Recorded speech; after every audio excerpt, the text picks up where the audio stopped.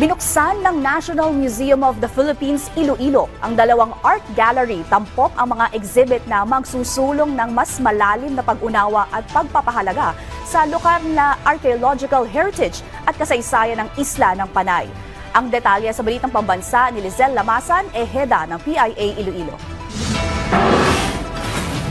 Andito tayo ngayon sa National Museum of the Philippines, Iloilo upang tunghayan ang dalawang exhibition na magdadagdag kaalaman at atraksyon hindi lamang sa mga bisita, kundi para na din sa mga Ilonggo ngayong Pasko. Matatagpuan ang dalawang bagong art galleries sa ground floor ng museum kung saan makikitang exhibitions ukol sa fine arts. Ang halangdon, The Art of J. Elizalde Navarro at exhibition ukol sa archaeology, ang Maritime and Underwater Archaeology.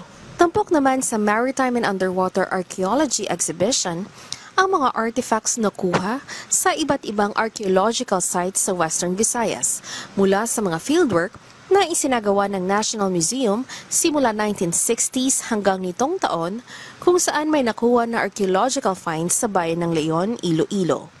Iba pang mga remarkable finds na makikita sa National Museum of the Philippines, Iloilo, kinabibilangan ng mga traded item kagaya ng wine bottles at samples ng ceramics galing sa Arevalo shipwreck o sa lumubog na barko sa gitna ng isla ng Panay at Guimaras, at ang gold death mask na isang national cultural treasure at kauna-unang scientifically excavated artifact of its kind na makikita sa Pilipinas. Ito ay yung Otong Death Mask. It's a national cultural treasure. Simula nung nahukay ito noong 1960s ay nandun lang po ito sa Maynila. Subalit, a year ago, ibinalik siya dito sa Iloilo bilang isa ito sa mga kasama dun sa mga nirepatriate na collection ng National Museum kung saan, sa lugar kung saan ito natagpuan. Sa pamamagitan nitong mga exhibits, layunin ng National Museum of the Philippines na ma-appreciate ng mga Panayanon o taga-isla ng Panay ang mayaman na pamana nito.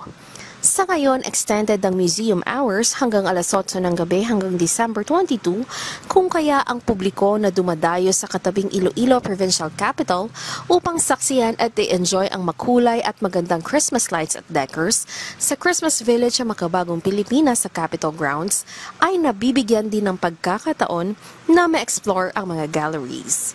Mula sa Philippine Information Agency Iloilo, Lizelle Lamasan, eheda para sa Balitang Pambansa.